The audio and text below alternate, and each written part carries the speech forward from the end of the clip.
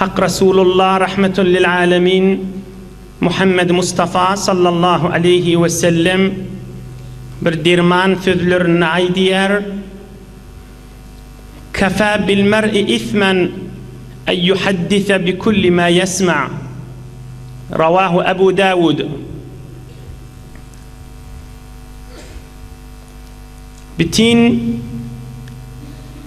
zinanı erkadam yaş kiçi yaşuli hem terbiyetlin eteğine aydılmalı görünlerden.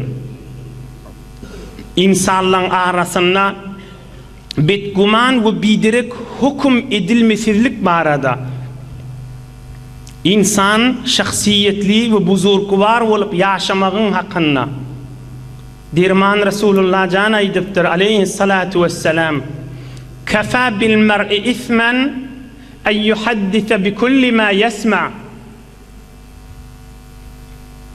Bir adam hem işten zadını aydıp yürüyecek bolsa şon özü şon günahkarlığını bolacak deyiptir. Bir adam hem işten zatlarını heleyden erkekten men iştenim aytyan deyipti işten zadını halka aytacak bolsa günahkar olur deyiptir. Biz Müslümanlığın da vazifesi hamana birinin hakkını sana bana bir zat aydiliye. Palani şey deydimin kuluğum menen eşittim diye. Ya falani şeydi men gözüm menen gördüm diye. Ya iki nefer gurrun edip dudi men özüm badım eşittim şon diye. Bu üründe sen yüreğin ağırtyan görürün. Sen yüreğin tiyik çekiyen görürünlerden hamana. Etyen adam pakirinde tabiatı bir zadi iştenni şoňa gaşyn öwşerşip şoňa gaşyn özün oklap özü şoň alemine giriye. Şu aydylyp beren görürünler tasavvur et diye. Müslümançylykda şu eşitip duran adamma sen men eşitip otyp sana maňa birinin hakkyndan çürüm gurrun aydylypdy. Bir aydyp duran adama allayan deyip yürümeli del. Yönü hemme keplerine inanmalı değil. Yani ne inanmalı? Şayet gözü bilen görüllüğü çyn bolsun, ama o adam şayet şuhiyet baydan bolsun. Şayet şuhluktan bir eşitip duran bolsun, çyny bilen däw bolsun. Şayet bir şeydi deyip birini tarif etip duran bolsun, bir de kefin evini eşitmendir, ahırını eşitiptir, özüm eşittim, öz ağzından eşittim deyip aytsa şayet çözürü olsun. Ne kadar adamın arasında narahatçılık boluşu görünlerden çürüyüm, ne kadar ulamalın arasında değişli oluşlardan çürüyüm, ne kadar tayfalın arasında değişli oluşundan çürüyüm, çalıştan çat çıkar diye Türkmen. Özüm eşittim, özüm madım deyip, ya Sofi diye adam, İşteyen adamın vazifesi bir şotada durmalı işi şayet şu macaran şu gurrun evinin izinden haber yok bolsun. Sen men içimizden aytmalı. Şayet de bir zatlı bağ olsun şi sana tarif etip duran adamın haberi yok bolsun. Sana dövüşip çyny bilen ciddi edip aysın. Şayet o bir forum bir gözeri aydık koyveren bolsun. İşte emme sana bir forum naklet diye, sana bir forum şu kef ay diye, eyni şu kef ay diye, emme sana ciddiyet bilen dövüşip ay diye, o hem senin yüreğin ağır diye. Müslüman adam şu taada şun fikir etmeli, ay hava şayet şuhi olsun, şayet iştiva etyen olsun, şayet gözü yanlışım olsun, şayet min kulağı iştiva eştem olsun.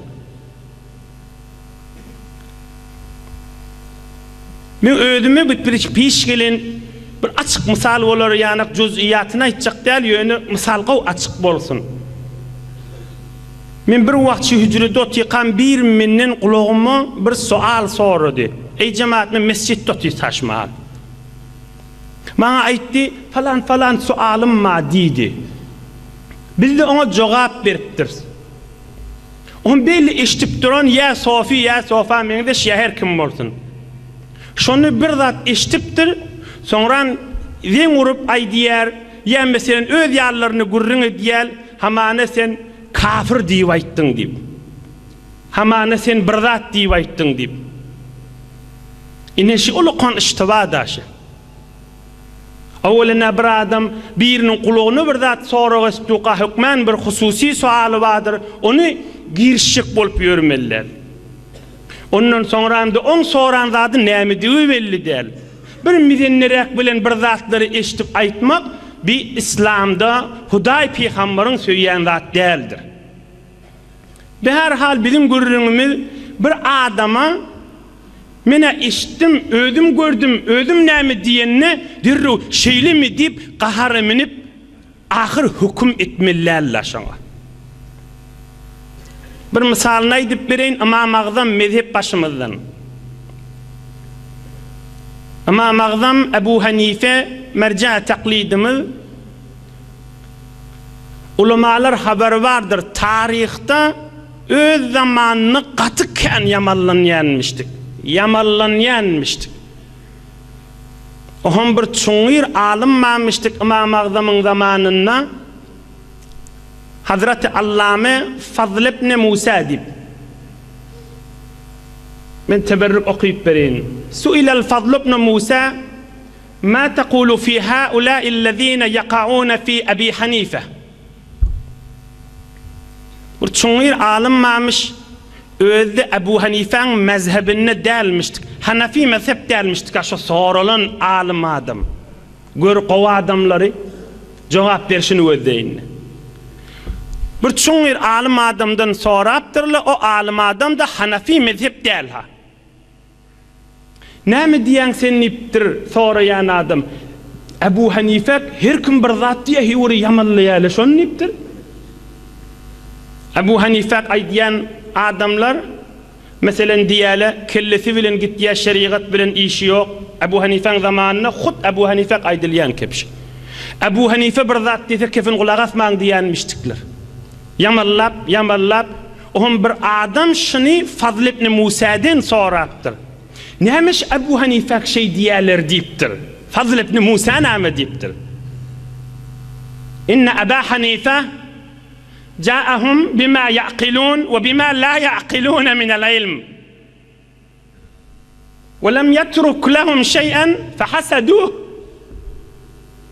ويجانول ليبتر او عالم adam Ebu Hanife diýipdir onu yamallayyan adamlaryň bilýän zadyny aýtdy, bilmeýän zadyny aýtdy. Bula halkyň bilýän zadyny bilýär, bilmeýän zadyny bilýär diýipdir. Onu bahilçilik edip yamallayýarlar da diýipdir.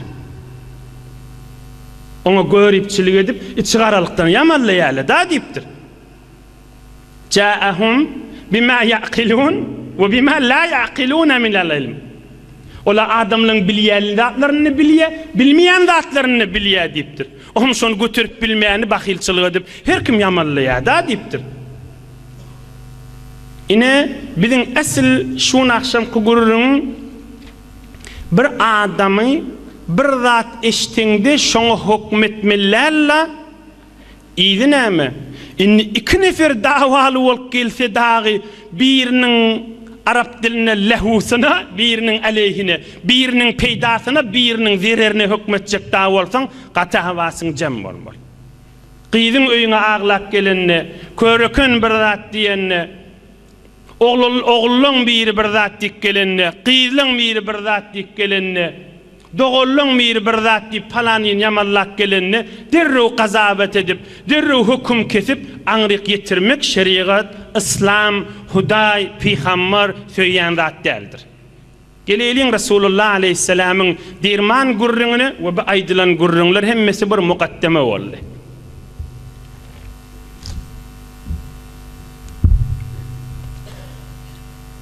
Altmış ikinci Rasulullah aleyhissalamyň dirman ýaşynda.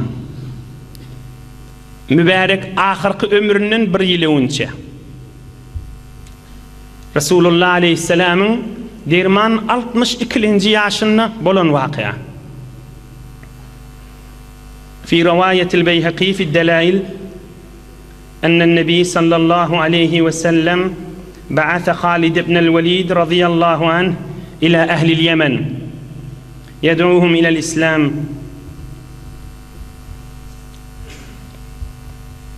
62 yaşında Halid ibn Velid radıyallahu anh batır sahabalan biri şoni hak Resulullah aleyhisselam bir neçe sahabalar bilen Yemen'in Hemden diyen ulqon taifası var. Şolun aralarına barıp şolary İslam'a çağır, jeng meydana girmeni icazat bermendir. Halid ibn Velid Resulullah aleyhisselam Yemen'in Hemden diyen taifasına yivertir. O taifada ulqon taifamış. Şolary İslam'a çağır, aralarına bolun diptir. 6 aylap Halid ibn Velid şolun arasını gediptir. Hiç kaysi Müslüman bolmandır. قال البراء فكنت في من خرج مع خالد بن الوليد فأقمنا 6 أشهر ندعوهم إلى الإسلام فلم يجيبوه. Sahabalan bir aydiye men Halid ibn Velid bilen badım. Halid ibn Velid kan gurrun geçenler batır sahaba. 6 aylap şolun arasını bolluk, emme olar Müslüman bolmadılar. وفي المواهب ثم أرسل صلى الله عليه وسلم عليا المرتضى رضي الله عنه إلى اليمن في شهر رمضان سنة 10. 6 aylap gittiler. Haber gelyen haber Müslüman bolmayalı. Hemden yani ulqon taifa, ulqon şehir. 6 ay sonra Hak Resulullah aleyhisselam Alım şehrinin qafsı olan Seyyiduna Ali Murtaza radıyallahu anh'ı çağırıptır yanına. Ve aqada lehu liwa'an ve ammamehu biyedihi. Hazreti Ali şu vakt 36-37 yaşın dövrüğünde cavan oğlanmış. Ey Ali barik kelliptir. Peygamberimiz aleyhisselam öz eli bilen bir perçem beriptir. Bayraktan beriptir. Baydaktan beriptir. Bir perçem, bir baydaktan beriptir. Şuna elin alarsın deyiptir. Oham Hazreti Ali'ni yancadını koyup Peygamberimiz aleyhisselam mübarek eli bilen Hazreti Ali'nin kellesine selli oraptır.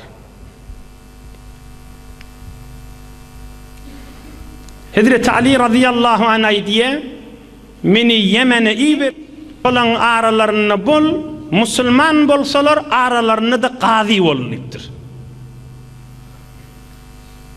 Şolun aralarına bar, Müslüman bolsalar da aralarını qazi ol şu taada bolliptir.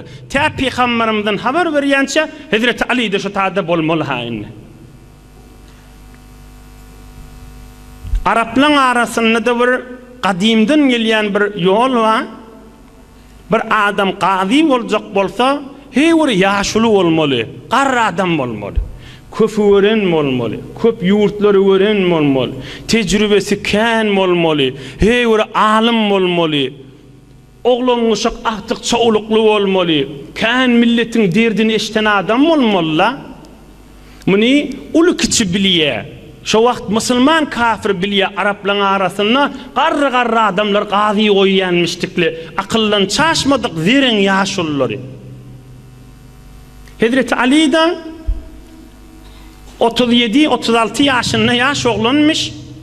Heyran galıp aýdypdyr: "Ya Resulallah, teb'asuni ila qawmin asanna minni ve ana hadas la ubsirul qada." Ya Resulallah, men bir yaş oğlanlypdyr.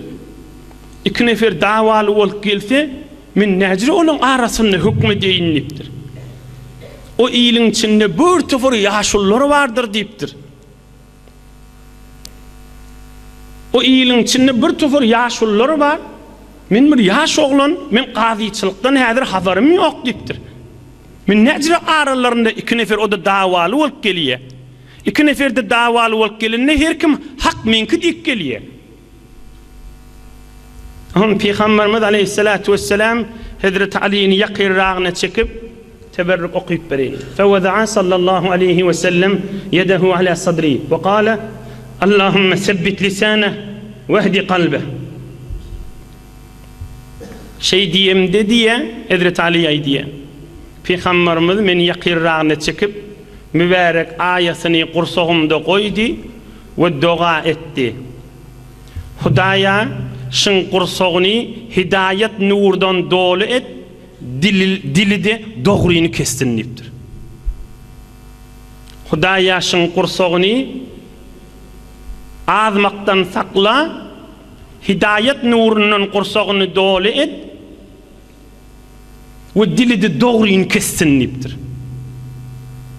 İzinden aydıptır Resulullah, ya Ali, İza ca'akel khasman fela taqdi beynehuma. Qadiyçılığın birinci zadını aydayıniptir Peygamberimiz. İki adamın arasında hüküm keşecek bolsan, iki davagar gelse her kim hak minki dik geliyendir. Şoň deslap birinin kefini eşteňde hüküm kesme, ta o birinin de gurrunun eşdiyen çaň dipdir. İkisinin de gurrunun eşteňde tebeyyene lekel hakku, oğun kursağa açılır dipdir. Haysi biri hak, haysi birine haktığını bilersin dipdir. Ma eşkele aleyye qadâun ba'du. Hazreti Ali'ye diye Peygamberimiz mübarek ayasını elini kursağımda koyup dua edip şi yolu bana öğretti. İkisinin de gurrunu howsele bilen kulak as, havlukmanı kulak as deyip bana da dua etti. Ta dünyadan geçinçem iki nefer davalı olup gelenini birininki hak, birininki nahaktığını açık billim durdum. Ve min haysınınki hakkam deyip hiç şeke düşen yerim olmadı deyiptir. Madam hak nahak bana açık bollu duruverdi deyip. İkisinin de kefini eşdiyen hüküm kesiyen deyiptir. İkisinin kefini eşdiyen ve hükümün kesiyen deyiptir. Ondan çürüyüm Hazreti Ömer Emirül Müminin radıyallahu anh halife vaktinde da iki nefer davalı olup gelse hükmü de kıyın olsa Hazreti Ali'ye gel kessinini yenmiştik. Qadiyçılıkta şu evde diyenmiş. Qadiyetun ve la aba hasene leha. Qadiyetun la aba hasene leha. Bir mesele bana Hazreti Ali'ye gerek diyenmiştik.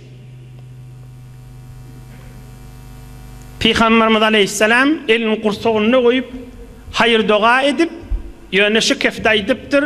Qadiyçılığın bir adına aydeyin iki neferin de kefin eşittir.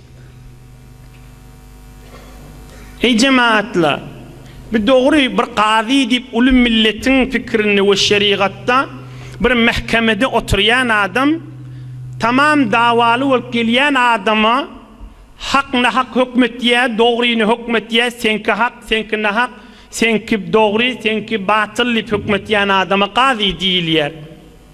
Emme bir Müslüman adama olukan derste var öz içerisinden çürüyümde. Yang deslapta aydan görürüňiz. Qiydiye ayallığını narahat bolup öýe gelenne şoň gurrunlaryny kulak asyp ay özüm de bilýän onu hüküm kesmellerler. Özüň bilýän bolsaň hamana şu körekönden ya beýleki hem saýasyndan ya her gaýsyndan bolsun şu birini eşitip görmeli şayet şu birini nahak mınky bolsun şayet hak o tarafyn bolsun. Ya oğlumuzun biri geliye, o bir oğlumuzdan şikayet ediye, bizim yanımızda zeyreniye, mahkeme barmandır da, dedesinin yanına geliye da, ben falan doğunum şeytti diye, şeyli mi deyip telefonu vurup, derrev sövmeyene durup, ağına gelen aytmağına durmak, bir şeriat mı istemiye, Allah mı istemiye bizden. Can oğul ne mi haber demeli, bir doğunun şey deyip du demeli, on kıyını kulak asmalı, eşitmeli. Hamana o bir sen yanında kılıksız bolsa da on söymeyen ne bolsan sen hükmetçik bolsan on kıyını kulak asmalla. Odollu o şeyrektir ollu yakana dirru qahara min millalla. Kulak asmal tarafın qinna. Bitirdi dava näme ilunun derdi bolupdyr. Erhili davalı olup ya zenany ya erkek öýüne barıp aydanna bir tarafın qinni bir kulak asayn diýmeli bolar ahim. Hamany bir gelin öýüne bar ya en atasynyň ýanyna aýt ya men adamym şeýtdi diýe, ýani şu öýün körekeni.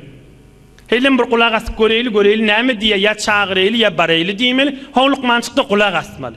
Gurrun näme diýmeli şu biziň dogonymyz şeýtdi diýmeli. Yaşıcırı gurrun ma diýmeli ya dogonuň şey diýe ya zenanaň şey diýe ya sen adamyň şey diýe diýmeli. Öýlerini den urup hamana aýtsa sen gyzyň şey diýe bile eziyet berýär bir zat diýse kulak asyp görmeli, on kefine ol işteýini diýmeli. Ýöne hukm edip içiň soğudup aglyňa gelen aýtmak o gowzat dädi. Şu haşma yadat ber gunahe kesi teammül kuneş der uqubet besi. Berekallah Hazreti Sa'di aleyhirrahme. Biri bir günah etdi diýip şoňa qaharyň gelse, häzir şoňa agdyňa gelen aýtmakan, häzir şoňa azap bermäken, häzir şoň mujazat etmäken bir pikretde gördüpdir. Hak maqam, nahak maqam bir gördüpdir. Eger haşma yadat ber gunahe kesi teammül kuneş der uqubet besi. Şoňa aýtmakan bir pikret diýipdir. Aňyrtyn bärsin ýyzarla diýipdir. Peygamberimiz aleyhissalatu vesselam'ın bir derman sözü we hukm kesmek barada. Şonu aýdyp ýene gurrun ýyzyny alyp gideýin. Peygamberimiz aýdypdyr: "El-quzatu salasa." Üç tüýsli hukm kesýän madyr diýipdir. Üç tüýsli gazy wadyr diýipdir. Üç tüýsli hukm kesýän madyr diýipdir. Bir hukm kesýän adamma haky bilip haky kesýär. Muň derejesi gat uludur, kıyamet basym cennete girjeklerdendir diýipdir. Haky bilýär we haky da kesýär. ورجل علم الحق فقضى به فهو في الجنة ورجل قضى للناس على جهل فهو في النار ورجل عرف الحق فجار في الحكم فهو في النار رواه الترمذي وغيره. برقاضي وحق بليا حق da kesiye. Bir cennet behişte basım marcaklardan bir ulu dereceli adam bir şeriat yürütüye insanların arasında. İkilenci bir adam hakkı bilye ama hakkı kesmeye bilip dura. Bir adam basım cehenneme varacaktan deyiptir. Adamların hakkını bozup otuyor deyiptir. Üçüncü raculun qada linnâsi ala cehlin bilenak ay mınamen bilemak da diymiye bilmezlikten gelen atwotida hükümler. Bir de basım oda girecekten Hudaýyň qaharına düşecekten deyiptir. Doğrudur bak Peygamberimiz aýdypdyr ony gazyň gurrüňi, mahkemede oturan adamyň gurrüňi, onu da enedäde bolup otursak da, ýaşuly bolup otursak da, ahun bolup otursak da, kän meseleleri gelýär. Başlaň aýdýan talak meselesini, zenana gelýär ärim şey diýdi diýe, ärde gelende başga tüýsle dep aýtýar da, ýa men bijire dep aýtdym diýe. Hükmän ikisinin kinni eşitmeli. Enata da şeyle, dädeli körekölleri var arada, gyzlary var arada, gudolary var arada, hemsaýasy var arada.